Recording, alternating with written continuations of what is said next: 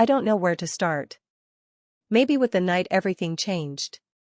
Or maybe before that, when I still had a life I could be proud of. Before I had to crawl back home, sleeping just a few feet away from my own mother like some overgrown child. If you told me 5 years ago that I'd be 34, broke, jobless, and living with my mom again, I would have laughed in your face. But here I am. Sleeping in the same room with the woman who raised me. Trapped in a life I never wanted, battling urges I should never have. I wasn't always like this. There was a time when I had my own place. A decent job. Freedom. I wasn't rich, but I could afford my own damn bed. Then the layoffs hit. Cutbacks, they called it. Nothing personal, Zechariah, they said. Just business. Funny how people say that when they're taking everything from you. Losing my job meant losing my apartment. And losing my apartment meant going back to the one place I swore I'd never return to. My mother, Savannah Yates, welcomed me back without hesitation. She's that kind of woman. Always has been. Sweet. Generous. Maybe a little naive. I think she still sees me as the kid she raised. The boy who used to cling to her waist and beg her not to leave for work. She doesn't see the man I've become. Or the things I try to keep buried. She offered me the couch at first, but we both knew that wasn't realistic. She only has a one-bedroom place, and it's not like we could afford to rent another spot just for me. So she insisted I take the bed while she slept on an old mattress on the floor. I told her no. That it wasn't right. That I could take the floor. But she wouldn't hear it. That's my mom. Always sacrificing. Always putting herself last. Eventually, she convinced me. We agreed to share the bed, but we kept our distance, one of us clinging to the edge of the mattress like we might catch fire if we got too close. At least, that's how it started. The thing about living with your mother at 34? It strips you of every ounce of dignity you have left. I felt like a damn teenager again. Waking up under the same roof. Eating the food she bought. Answering questions about my plans when I didn't have any. And the worst part? The walls in that tiny place are paper thin. There's no privacy. No escape. I couldn't even relieve myself without feeling like she'd hear me. Like she'd know. I tried in the bathroom, but my legs would go numb from sitting too long. I tried waiting until she left the house, but she's home more often than not. So I was stuck. Miserable. And losing my mind a little more each day. Here's the part one hate admitting. The part one swore I'd take to my grave. I've wanted my mom since I was a teenager. Not in the way a son should. Not in the way that's normal. I know it's wrong. I've always known. But that doesn't make it go away. Back then, I buried it. Forced myself to date other women. Forced myself to believe I'd grow out of it. But now? Now I'm back in her home. Back in her space. Back in her bed. And every night, it gets harder to pretend. Before I go on, I need to say something. If you're still here, listening, you need to know that this story isn't easy. It's not clean. It's not something people talk about openly. It deals with family, with desire, with things we don't like to admit even to ourselves. If any of that makes you uncomfortable, you should probably stop listening now. But if you stay, if you really want to know what happened, then I'll tell you. It started one night. A night just like any other. If you're still with me, don't forget to like this video, share your thoughts in the comments, and subscribe for more stories like this. Trust me, there's so much more to uncover. I don't know why that night felt different. Maybe it was the exhaustion.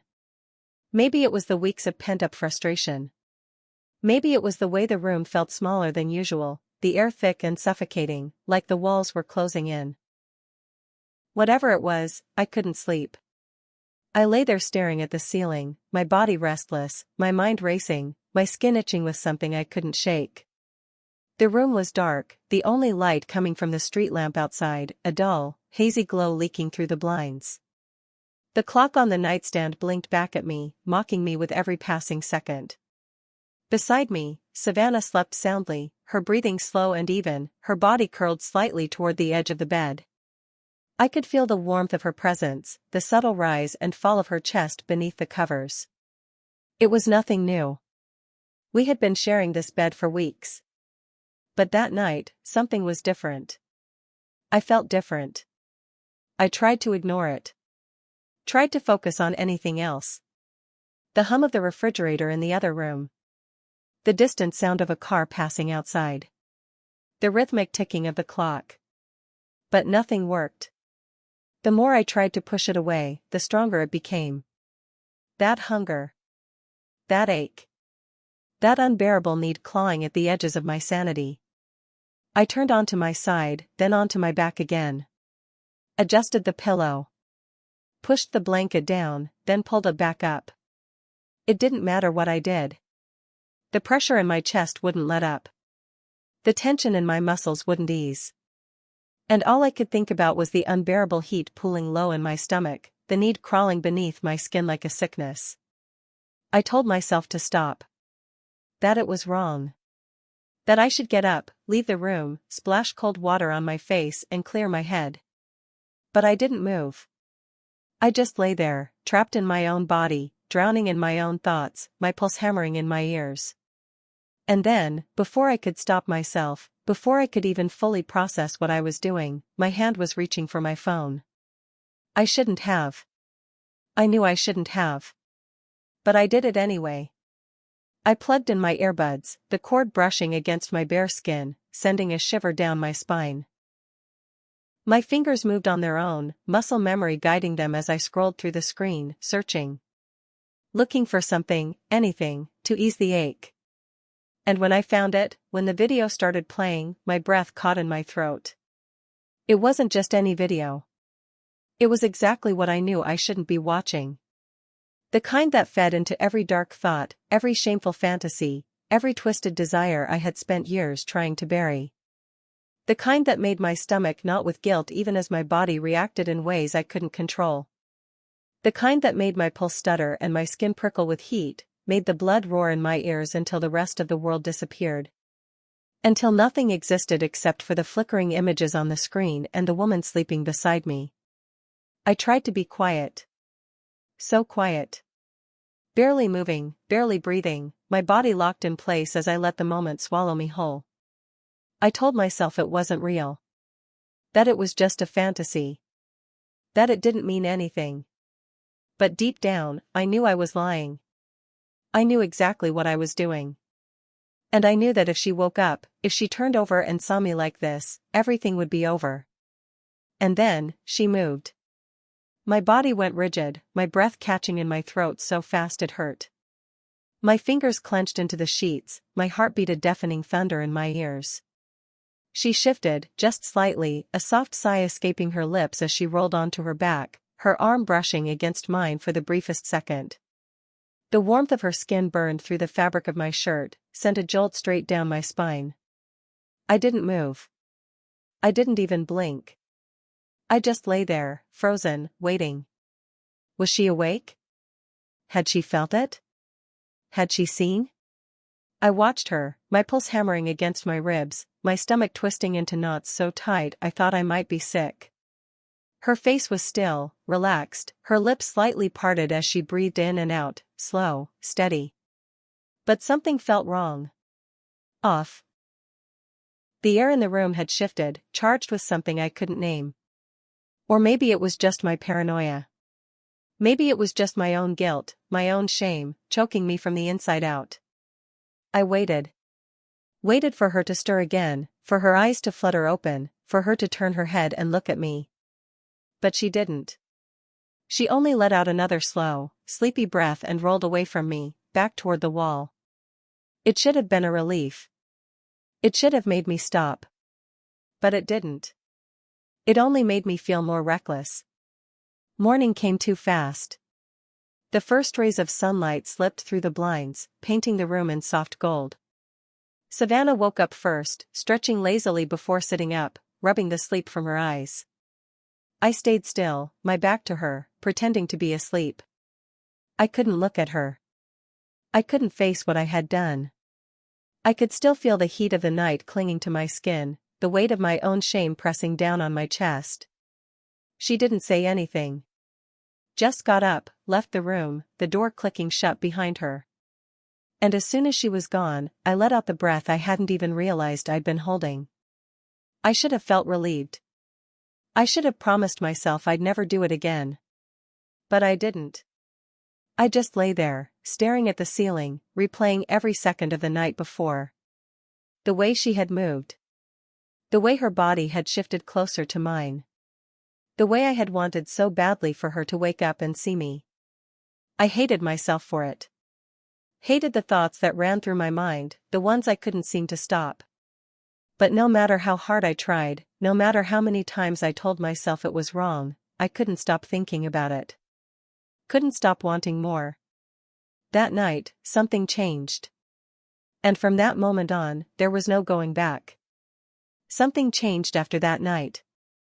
Or maybe, something had always been there, lurking beneath the surface, waiting for the right moment to take hold. Either way, I could feel it now, pressing against my ribs, curling around my throat like a slow, suffocating grip. It wasn't just a fleeting thought anymore. It wasn't just something I could ignore, push down, pretend wasn't real. It was in me, woven into every second of every day, creeping into the spaces between us like smoke, thick and heavy, impossible to escape. I started noticing things I had never paid attention to before. The way Savannah moved, graceful without trying, her hips swaying slightly as she walked, the fabric of her clothes clinging to the curves I had spent years forcing myself not to look at. The way she smelled, soft and familiar, like lavender and something warm, something that made my stomach tighten and my hands clench into fists. The way she filled a room, her presence wrapping around me, making it harder and harder to breathe. I told myself I was imagining it. That it was just in my head, that it wasn't real. But the more I tried to convince myself, the more impossible it became to believe. Because every time she leaned close, every time her hand brushed against mine, every time her lips parted in an easy smile, something inside me twisted, burned, begged for something I couldn't have. And the worst part? I started to wonder if she felt it too. It started small. Little things. A touch that lingered a second too long. A glance that felt heavier than it should. A shift in her tone, soft, amused, teasing in a way that made my pulse stutter and my skin prickle with heat. One night, she walked into the room wearing nothing but a nightgown, thin and loose, the fabric catching the light just enough to hint at the shape of her body beneath it. She didn't notice me watching. Or maybe she did, and she just didn't care. She stretched, arms lifting above her head, the movement making the hem right up, exposing the smooth curve of her thigh before it slipped back down again. My throat went dry. My fingers dug into the sheets. I forced myself to look away. She sat down on the bed beside me, legs tucked beneath her, completely unaware of the effect she was having on me. Or maybe, not so unaware at all. We talked, the way we always did. About nothing. About everything. She laughed at something I said, and I felt it like a fist to my gut. The sound of it. The way she tilted her head back, exposing the long, elegant line of her neck. The way her fingers brushed against my knee as she shifted, so casual, so effortless, like it meant nothing. But it did. To me, it did. I couldn't stop thinking about it. Couldn't stop replaying the moment in my head, analyzing every detail, picking apart every word, every glance, every breath. Did she know? Did she feel it too? Had she caught me staring, seen the way my hands trembled, the way I had to clench my jaw to keep from saying something I couldn't take back? Or was I just losing my mind? The dream started after that. Or maybe, that was just the first one I remembered. It was so vivid, so real, that when I woke up, my body was still aching, my skin damp with sweat, my heart pounding so hard I thought it might burst out of my chest. In the dream, she was there, standing in the doorway, looking at me the way no mother should ever look at her son. Her eyes dark, lips parted, voice low and sweet, dripping with something I couldn't name. She walked toward me, slow, deliberate, the silk of her nightgown whispering against her skin as she moved. She said my name, soft and breathless, and I felt it like a physical thing, like a brand against my skin. She reached for me, fingers grazing my jaw, tilting my chin up so I had no choice but to meet her gaze. And then she leaned in, so close I could feel her breath against my lips, smell the faint trace of the lavender lotion she always wore. I wanted to pull away. I wanted to run. But I couldn't. I just stood there, frozen, waiting, my whole body humming with something I didn't want to name. And then she kissed me. It was soft at first. Tentative. But then she pressed closer, her hands sliding over my shoulders, her body molding against mine, warm and real, and I woke up gasping. My whole body trembling, my hands fisted in the sheets, my skin burning like I had a fever. My stomach twisted, nausea rising up my throat, thick and choking, but beneath it, there was something else. Something darker. Something I couldn't ignore. Because even as guilt clawed at my insides, even as shame sat heavy in my chest, I still wanted more. There are moments in life that you can never take back. Moments that define you, split time in half, before and after. I think, deep down, I always knew this was going to happen. That I had been pushing the limits for too long, walking too close to the edge, testing the weight of the ground beneath my feet. And on that night, it finally gave way. It started like before. The same restless ache, the same unbearable tension building inside me, the same dangerous thoughts gnawing at the edges of my sanity. Savannah was asleep beside me, her breathing slow and even, her body turned slightly away. I knew I should have gotten up, left the room, done anything to get away from the temptation. But I didn't. I stayed. And this time I didn't even try to fight it.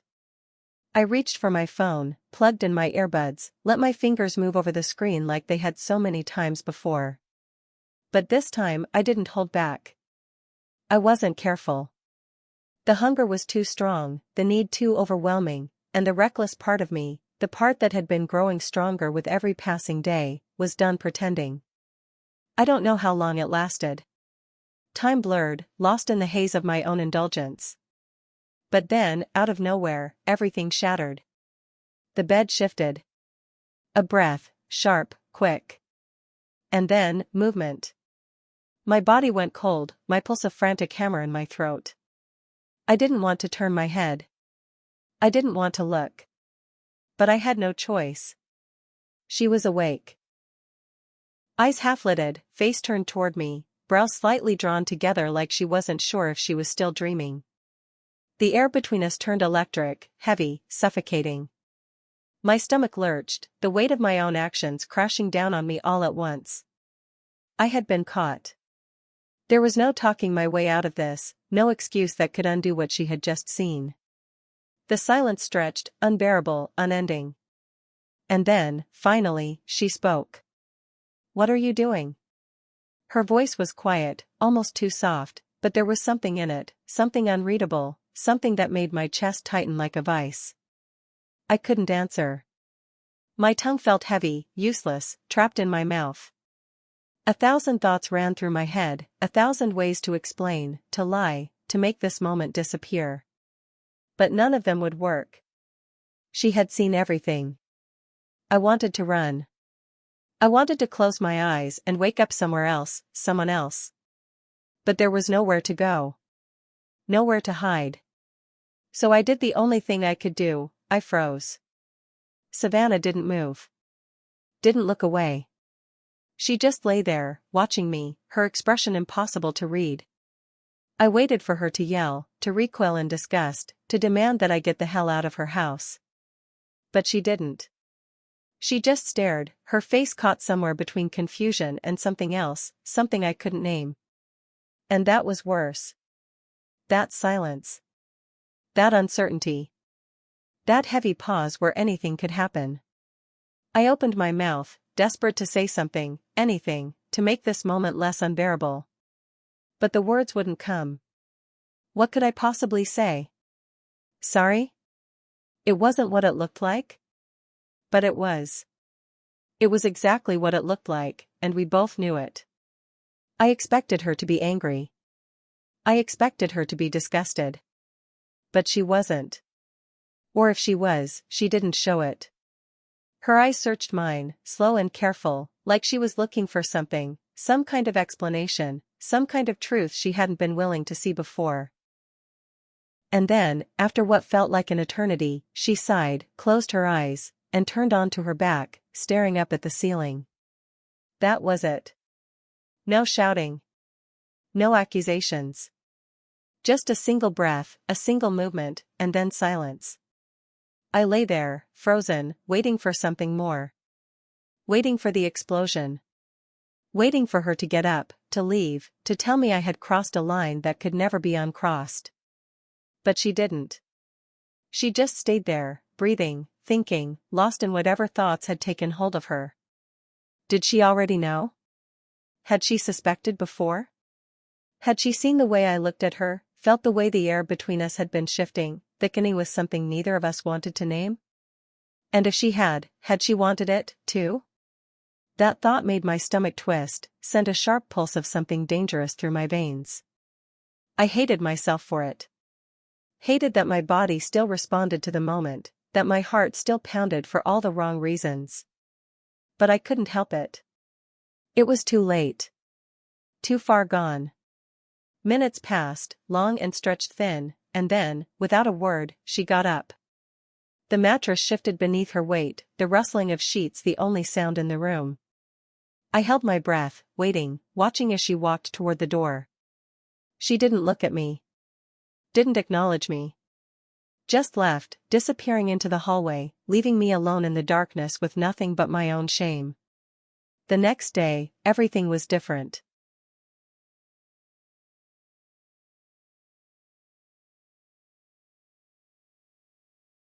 We didn't talk about what had happened. We didn't even mention it. But the weight of it hung in the air, thick and suffocating, pressing into every moment, every glance, every breath. And worse than anything, was the way she looked at me now. Not with anger. Not with disappointment. But with something else, something that made my pulse skip, my stomach knot, my thoughts spiral into places they had no business going. The way she held my gaze a little too long when we spoke. The way her hand brushed against mine in the kitchen, a fleeting touch that lingered longer than it should have. The way her voice softened when she said my name, like she was testing the weight of it on her tongue, feeling something new, something dangerous. Maybe I was imagining it. Maybe it was all in my head. But I didn't think so. And that terrified me more than anything. I tried to act normal. Tried to pretend nothing had changed. But it had. And we both knew it. Every conversation felt loaded, every interaction laced with something neither of us wanted to name. It was like standing at the edge of a cliff, staring down into the abyss, knowing you shouldn't jump but wanting to anyway. Just to see what would happen. Just to feel something real. And the worst part? I didn't know if she'd catch me, or if she'd jump too. Something had shifted. There was no denying it now. The air between us had thickened, become something else entirely. The kind of tension you can't name, the kind that lingers in the space between words, in the glances that last too long, in the silence that stretches too far. It was suffocating. It was consuming. And no matter how hard I tried, I couldn't escape it. I thought distance would help. That if I kept away from her, if I made myself small, quiet, invisible, maybe whatever this was would pass. But it didn't. Avoiding Savannah only made it worse. The more I stayed away, the more I wanted her. The more I tried not to think about that night, the more it replayed in my head, over and over, every second, every detail, until I could barely breathe. I found excuses to leave the house, to be anywhere but there. I started taking long walks, wandering the streets aimlessly, letting the cold air bite at my skin, hoping it would shock me back to my senses. I stayed out late, lingered in coffee shops, sat on park benches until my fingers went numb. Anything to avoid being in that apartment with her, to avoid the unbearable weight of what we had become. But it didn't work. Because no matter where I went, she was still with me. In my thoughts. In my body. In the way my skin burned with the memory of her. It was like I had been branded, like I carried her with me now, like there was no part of me that wasn't touched by her. And at night, when I finally forced myself to return home, it was even worse. The apartment was too small, the walls too thin, and she was always there, just on the other side of the room, just out of reach. I could hear the soft rustle of her sheets when she turned over, the quiet exhale of her breath as she drifted off to sleep. And I would lay there, rigid and helpless, staring at the ceiling, clenching my fists so tight my nails bit into my palms, willing myself to forget what it felt like to be so close to her. She changed too. I could see it. Feel it. The way she moved differently, more carefully, like she was hyper-aware of her own presence. The way she stopped wearing the nightgown, started dressing in layers, in clothes that hid her body from me, like she was trying to erase whatever temptation had been there before. Like she was trying to protect us both from something neither of us could control. But it wasn't just the clothes. It was everything. The way she barely looked at me anymore, the way she spoke in clipped sentences, never lingering too long in the same room. The way she avoided touching me, even in the smallest ways. No more casual brushes of her hand against mine, no more leaning in close when she laughed, no more warmth radiating from her body when she passed by. She had built a wall between us, and with every day that passed, she stacked the bricks higher. And yet, I saw it. The hesitation in her eyes. The way she would catch herself before looking away too quickly, the way her fingers trembled slightly when she handed me something, the way her breath hitched when I got too close. She was fighting something too. Something she couldn't name, something she didn't want to acknowledge. And the more she pushed me away, the more I knew. She had felt it too. The silence between us stretched for days, then weeks, an unspoken agreement that neither of us could bring ourselves to break. We lived like ghosts, moving through the same space but never truly existing in it together. But I knew it couldn't last. Something had to give. And eventually, it did. It was late, and I was sitting in the living room, staring at the blank television screen, lost in thoughts I didn't want to have. I heard her footsteps before I saw her, soft against the floor, hesitant, measured. She walked in and stood there for a moment, just watching me, her arms crossed over her chest like she was holding herself together. "Zechariah," she said, and my name in her mouth sent a shiver down my spine. It had been a long time since she'd said it like that, soft, careful, deliberate. I turned to face her, my pulse pounding in my ears, my mouth suddenly dry. I knew what was coming before she even said it. I had known for days, maybe longer. Maybe from the moment our lives had started unraveling. "You need to leave." The words were quiet, barely more than a breath, but they hit me like a physical thing, like a punch to the gut, knocking the air from my lungs. I stared at her, waiting for her to take it back, to say something else, anything else. But she didn't. Her hands tightened around her arms, her fingers digging into the fabric of her sweater, and I realized she was shaking. Just a little. Just enough. "Why?" My voice came out rough, barely above a whisper. She shook her head, exhaling sharply, like she had been holding her breath for too long. "You know why." I did. Of course, I did. But I wanted to hear her say it. I wanted to make her admit what we both already knew, that staying here, staying with her, was dangerous. That whatever this was, whatever had been growing between us, could no longer be ignored. That if I stayed, we would cross a line that neither of us could come back from. She didn't say it, though. She just stood there, waiting, bracing herself, like she expected me to argue, to fight, to beg. But I didn't. I just nodded, slow and heavy, my throat tight, my chest aching with something I didn't know how to name. And just like that, it was over. They say time heals all wounds. That if you wait long enough, if you put enough distance between yourself and the past, the memories will fade, the weight of your mistakes will lessen, and one day, you'll wake up feeling whole again. But that's a lie. Some things don't fade. Some wounds don't heal. And some desires never die. I left the next day. No fight. No goodbyes. Just a packed bag slung over my shoulder and a quiet, suffocating tension hanging between us. Savannah didn't look at me when I walked out the door. She just stood by the kitchen counter, staring down at her hands, like if she focused hard enough on something else, she could pretend I wasn't leaving at all. I wanted to say something.